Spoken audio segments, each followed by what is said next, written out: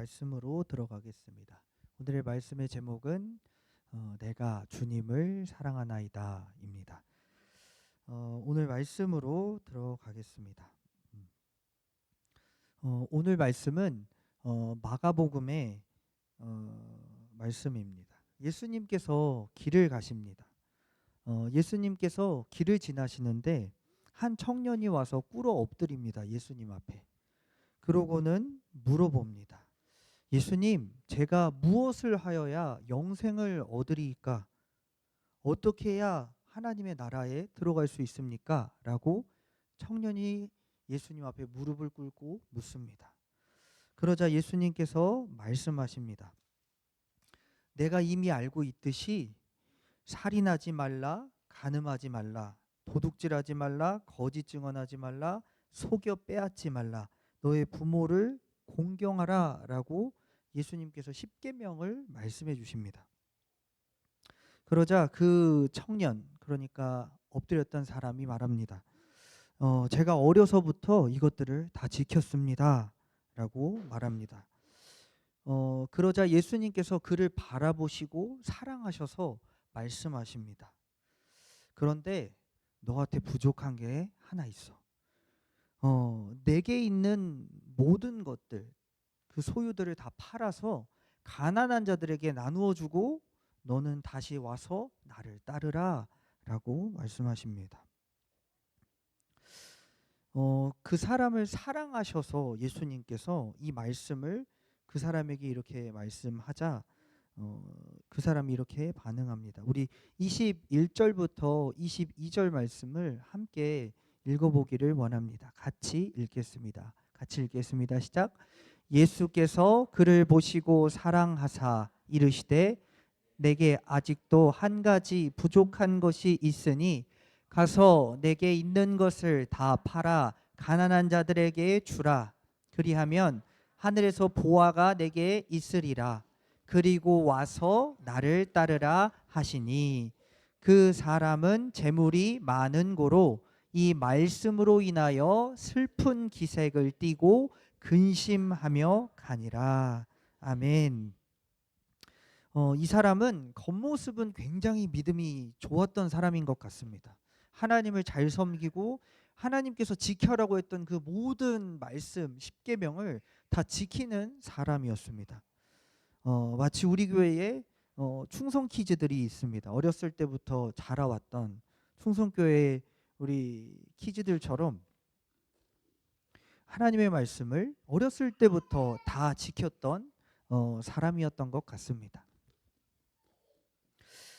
그래서 어렸을 때부터 말씀대로 살았기 때문에 그 사람들은 당연히 살인은 하지 않았을 것입니다. 그 사람들은 당연히 간음하지도 않았을 것입니다. 도둑질도 거짓 증언도 속이고 부모님을 공경하지 않는 것도 하지 않았을 것입니다. 그런데 예수님은 그에게 부족한 것이 하나 있다. 너가 가지고 있는 모든 그 재물을 팔아서 가난한 사람들에게 나누어 주고 예수님인 나를 따르라 라고 말씀하셨습니다. 여기서 포인트는 무엇이냐면 가진 재산을 다 팔아야만 천국에 간다는 사실이 아닙니다, 여러분. 그렇게 생각하시면 안 됩니다. 예수님이 말씀하시는 건 너가 반드시 재산을 다 팔아야만 천국 갈 수 있어. 이게 예수님이 하시고자 하셨던 말씀의 본질이 아닙니다. 인생의 가장 건강한 인생관이 있습니다. 그것이 무엇이냐면 바로 내가 하나님의 청직이라는 사실을 인지하고 살아가는 것입니다. 우리가 기억해야 합니다. 우리의 건강한 인생관은 내가 나의 삶의 주인이 아니라는 사실을 인지하는 것입니다. 나의 주인은 하나님이시고 나는 그분께 모든 것들을 위임받은 청지기라는 사실을 기억하며 청지기로서 살아갈 때 우리는 가장 건강한 삶을 살아갈 수가 있습니다. 우리의 재물의 주인은 하나님이십니다. 우리의 모든 것의 주인 된 분은 우리 하나님이십니다. 내 자녀도, 그리고 나에게 속한 육체도 다 누구의 것입니까? 하나님의 것입니다. 우리는 이 하나님의 것을 맡은 청지기로서 하나님 앞에 살아야 되는 것입니다. 하나님은 우리에게 이것을 원하십니다, 여러분. 그래서 우리는 우리에게 있는 재물도 자녀도 우리의 건강도 하나님을 위해서 사용해야 되는 것입니다. 그런데 오늘 예수님께서는 오늘 말씀에 나오는 이 부자 청년이 나오는데, 이 부자 청년이 감추고 아닌 척 하였지만 그 마음속을 예수님은 알고 계셨습니다. 그래서 하나님보다 더 의지하고 있는 그것, 하나님보다 더 사랑하는 그것을 오늘 내려놓으라고 말씀하시는 것입니다. 너의 재산을 다 팔아야만 너가 천국 가, 이게 아니고요. 너가 하나님보다 더 의지하고 사랑하는 그거 있지, 너한텐 그게 재물인 거 내가 알아. 너 그거 하나님 앞에 내려놔야 돼. 이거 말씀하시는 것입니다. 그래야 천국 갈 수 있다라고 말씀하시는 것입니다. 오늘 우리의 마음속에도 예수님께서 질문하십니다. 우리의 마음속에 감추고 가리고 아닌 척하고 있지만 우리가 더 사랑하는 것, 더 의지하는 그것 내려놓으라고 오늘 우리에게 말씀하시는 것입니다. 그래야 하나님 나라에 들어갈 수 있다라고 말씀하시는 것입니다. 그래서 우리는 지금 우리의 마음이 어디에 있는가를 돌아보아야 합니다. 그래서 너의 마음이 지금 어디에 있니? 라는 질문 앞에 우리는 오늘 서야 하는 것입니다. 하나님 말고 너의 마음속에 있는 그게 무엇인가를 우리는 질문하고 그 앞에 정직하게 서야 하는 것입니다. 우리의 온전한 마음이 하나님 앞에 있을 때 우리는 하나님 나라에 들어갈 수가 있습니다. 우리의 그 온전한 의지가 우리 하나님이실 때 하나님의 나라에 들어갈 수가 있는 것입니다. 우리의 온전한 신뢰, 내가 믿는 그 절대적인 신뢰가 우리 하나님이실 때 하나님의 나라에 들어갈 수 있는 것입니다. 그래서 우리는 우리 자신에게 투자하고 우리를 살찌우고 우리를 부유케 하는 자들이 되면 안 됩니다. 우리는 하나님 앞에서 부유한 자들이 되어야 하는 것입니다. 하나님을 위해서 부유한 자들이 되어야 하는 것입니다. 하나님을 위해서 내가 부유해져야 하는 것입니다. 우리의 마음에 다른 것들로 채워진 자는 하나님께 부유한 자가 아니라 자기에게 부유한 자들입니다. 그래서 그 사람들이 하는 짓은 무엇이냐면 자기의 창고를 키웁니다. 그리고 자기의 배를 찌웁니다. 그리고 자기의 양을 먹입니다. 그런데 하나님으로 마음이 가득 찬 자, 하나님 앞에 부유한 그 사람은 하나님의 나라를 확장합니다. 그리고 그 사람은 하나님의 양을 먹이고 칩니다. 우리는 이 사실을 기억해야 합니다. 나는 나를 위한 창고를 짓고 있나? 나를 위한 나의 배를 불리고 있나? 나는 나의 양, 내게 있는 내 소유를 먹이고 있나? 아니면 우리 하나님 나라를 확장하며 하나님께 속한 자들을 먹이고 있는지를 돌아봐야 합니다.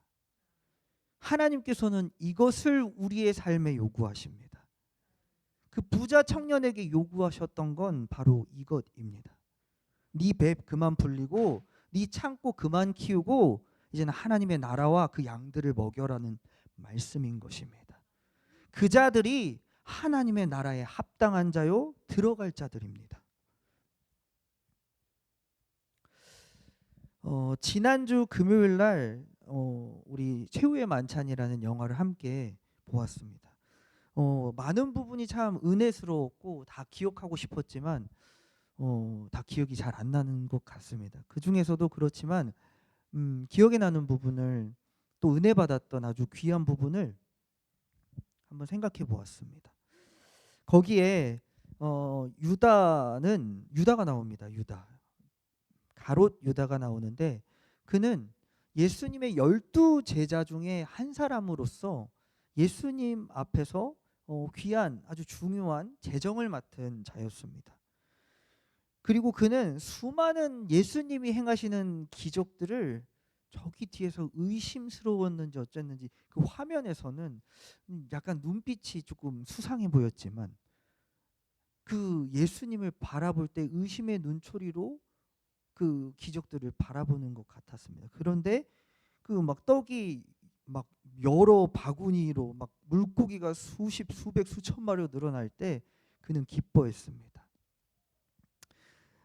그 기뻐했던 이유를 짐작컨대 생각해 보면, 아마 자신이 섬기는 그 예수님이 이렇게 높으시고 위대하시고 능력이 많으시니 자기가 참 자기의 삶의 기대와 앞으로의 출세에 대한 생각으로 아마 자기의 그 기쁨이 충만했던 건 아닌가라는 생각을 좀 해보았습니다.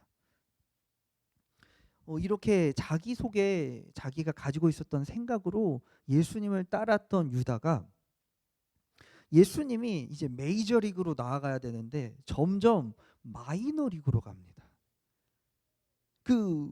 이 왕으로서 나라를 통치해야 될 이 큰 물로 나가야 되는데, 오히려 예수님이 하셨던 행동들은 무엇이냐면 그와 정반대로 그 메이저리그를 정면으로 박치게 해버립니다.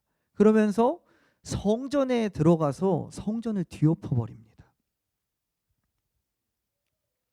최고의 기득권 세력들이 있는 그곳에 가서 그들과 박치기를 하며 그들과 부딪히고 싸웁니다.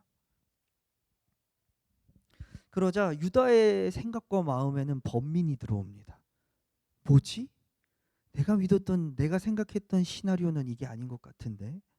그러면서 이 예수님이 위기에 처하고 저들의 미움을 받는 모습을 보면서 유다는 흔들립니다.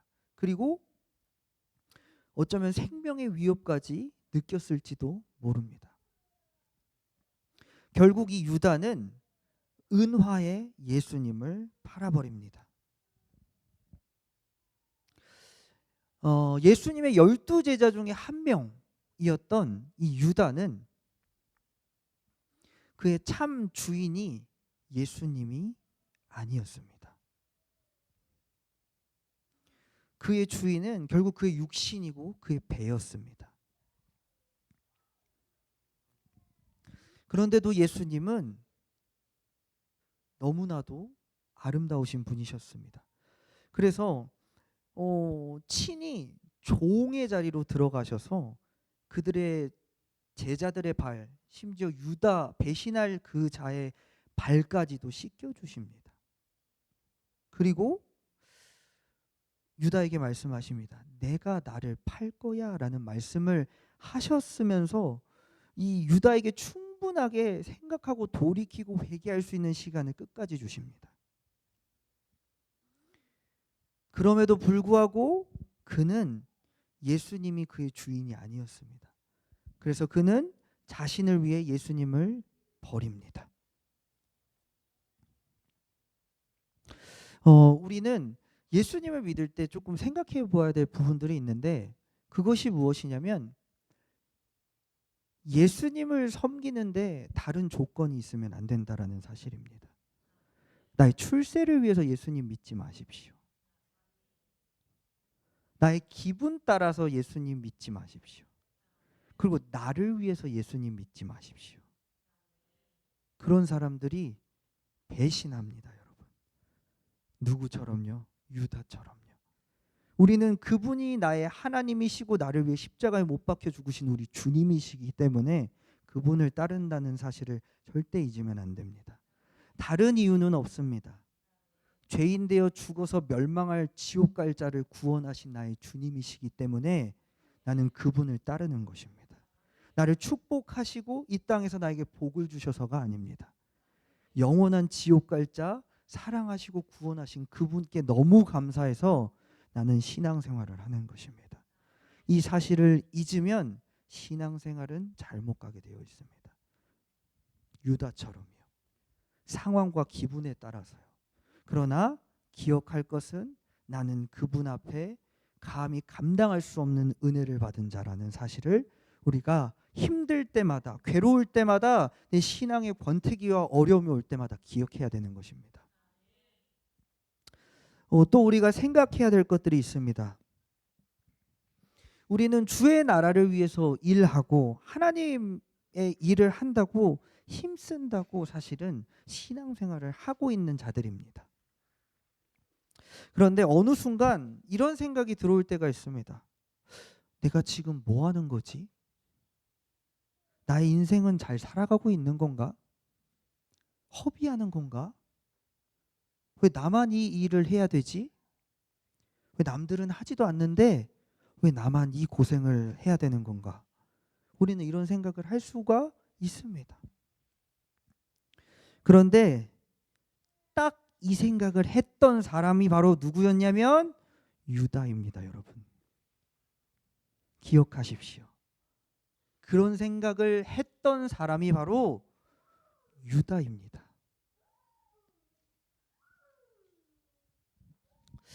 우리 주님은 나를 보라고 말씀하지 아니하십니다, 여러분.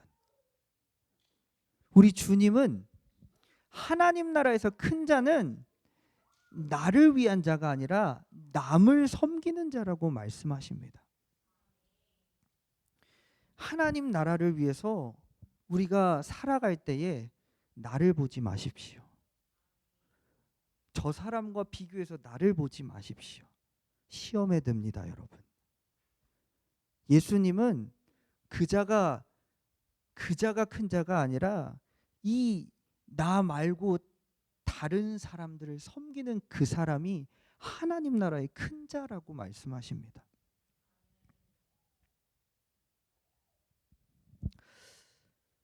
예수님의 제자가 유다가 있었지만 거기에 또 함께 아주 메인 인물로 등장했던 사람이 바로 베드로입니다.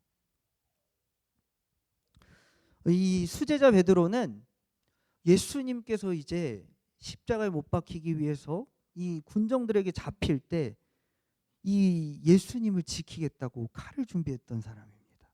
그리고 예수님과 함께 죽겠다라고 유일하게 말했던 그 사람이 바로 베드로입니다.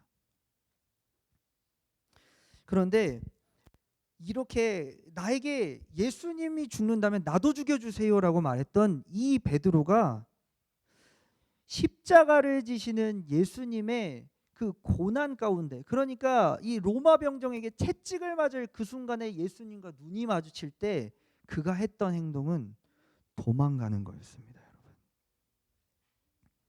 예수님을 위해 내가 죽겠습니다라고 했던 그 사람이 예수님이 저기 이제는 로마 병정에게 죽음 앞에 서 있을 때 맞고 채찍질 당할 때 예수님을 부인하고 저주하고 도망갔던 사람이 베드로입니다, 여러분.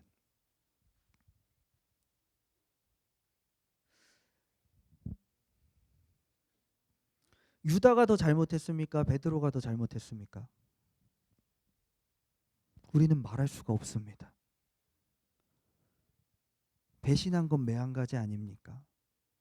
팔았지만 베드로는 수제자라면서 예수님 저주하고 도망간 건 괜찮습니까? 믿음은 무엇인가?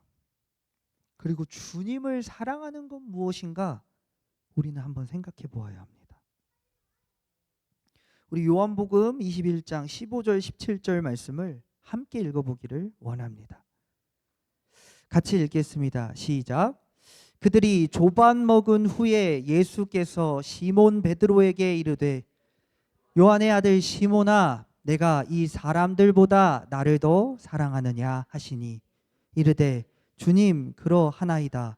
내가 주님을 사랑하는 줄 주님께서 아시나이다.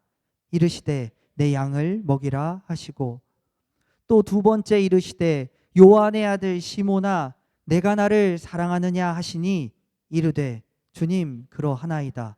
내가 주님을 사랑하는 줄 주님께서 아시나이다. 이르시되 내 양을 치라 하시고, 세 번째 이르시되 요한의 아들 시몬아 내가 나를 사랑하느냐 하시니, 주께서 세 번째 내가 나를 사랑하느냐 하심으로 베드로가 근심하여 이르되, 주님 모든 것을 아시오매 내가 주님을 사랑하는 줄을 주님께서 아시나이다. 예수께서 이르시되 내 양을 먹이라. 아멘. 예수님을 배신한 베드로에게 부활하신 예수님께서 다시 찾아오십니다. 그리고 물어보십니다. 내가 나를 사랑하느냐? 배신한 베드로에게 네가 나를 사랑하느냐? 라고 물어보십니다. 그러자 염치가 없지만 베드로가 사랑한다라는 말을 합니다. 그러자 예수님이 말씀하십니다. 그러면 내 어린 양을 먹여라 라고 말씀하십니다. 이 두 번째 똑같은 질문은 예수님이 또 하십니다. 내가 나를 사랑하느냐? 그러자 베드로가 또 주저주저하며 말을 합니다. 그러자 예수님께서는 이번에 내 양을 치라 라고 말씀하십니다. 그리고 마지막 세 번째 또 물어보십니다. 내가 나를 사랑하느냐? 그러자 베드로가 주님이 아신다라고 말씀합니다. 그러자 주님께서 마지막으로 한 번 더 말씀하십니다. 내 양을 먹이라 라고 말씀하십니다. 이 말씀을 보면서 참 잊고 있었던 사실을 생각하게 됩니다. 주님의 양을 먹이고 치는 게 주님을 사랑하는 거구나, 그 사실을 잊고 살았습니다. 나를 보고 내 힘듦을 바라보면서 신앙생활을 했던 이 상황 가운데서 한 대 얻어맞은 느낌입니다. 왜 내가 이렇게 해야 되지? 왜 내가 힘들지? 왜 저들은 안 하는데 왜 나만 해야 되지? 라는 불평 불만 가운데 살았던 나에게 하시는 주님의 말씀은, 너 나를 사랑해?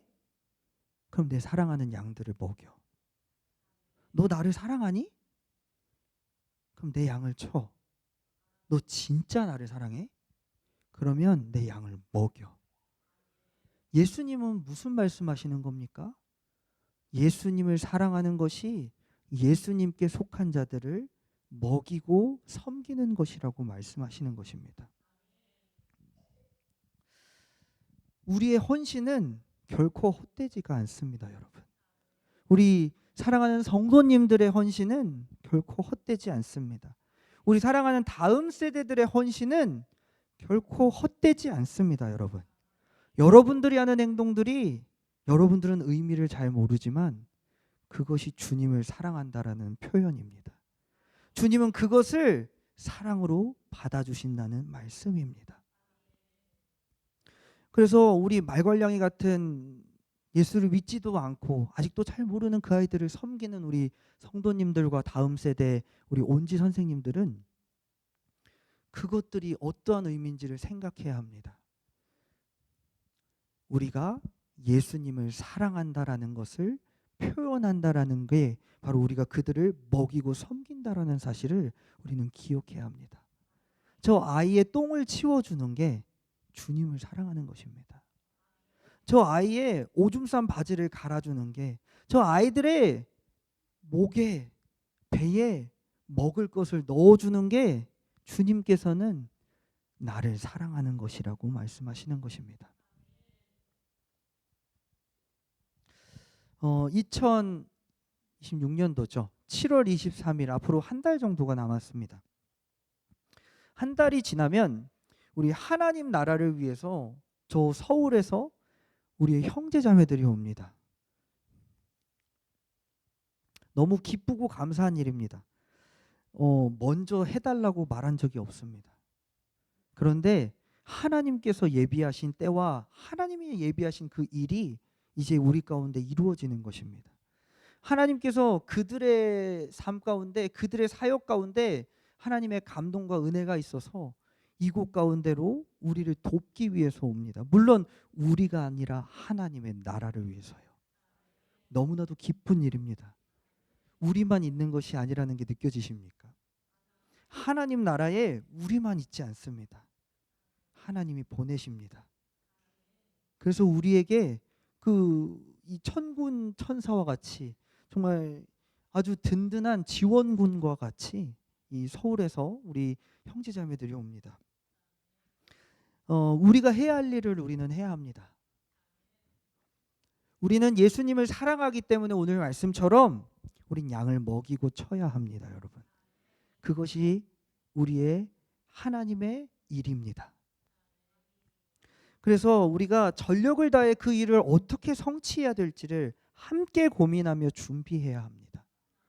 남의 일이 아닙니다. 하나님을 사랑하는 자들은 이 일이 자신의 일이 될 것입니다. 하나님을 사랑하는 자들은요. 우리는 나의 배와 나의 창고를 늘리고 나의 양을 키우는 자들이 아니라 하나님의 나라를 확장하며 하나님의 양을 먹이는 자들입니다.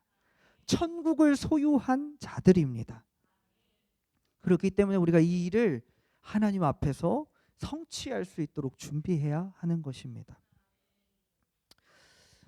이 일을 아주 특별하게 행하신 하나님께 또 영광을 올려드리며 또 열매 맺으실 우리 하나님을 기대합니다. 어떠한 새 일을 행하실지 우리는 기대해야 됩니다. 하나의 행사로 끝나는 것이 아닙니다.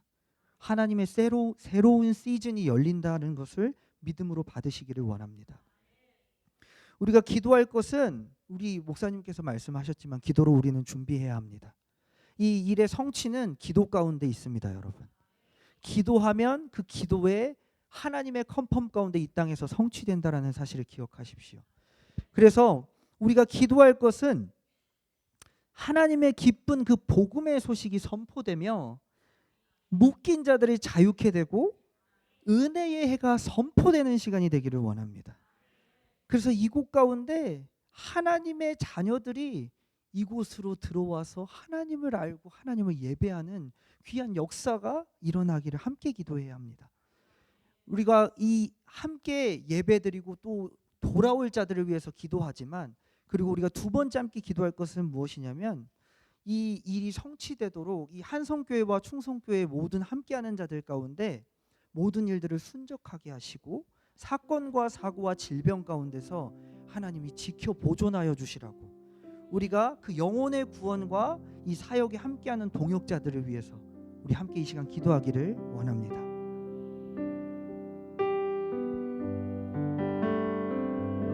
이 시간 우리 함께 하나님, 그날에 하나님의 복음으로 돌아와야 될 자들, 하나님이 예비하시고 우리 교회 가운데 이 하나님의 나라에 회복시키시고자 하셨던 그 영혼들이 회복되는 시간 되게 하소서. 또한 우리 함께 동역하며 그들의 물질과 재정과 시간과 힘을 쏟아서 우리를 지원하는 한성교회 팀을 축복합니다. 그들이 모두 강건하며 모든 것들이 순적하여서 한 사람도 상치 아니하고 하나님의 기쁨이 충만한 사역의 시간 될 수 있도록 도와주시라고, 이 시간 영혼들과 한성교회와 충성교회를 중보하며 함께 주여 삼창하며 하나님께 나아갑니다. 주여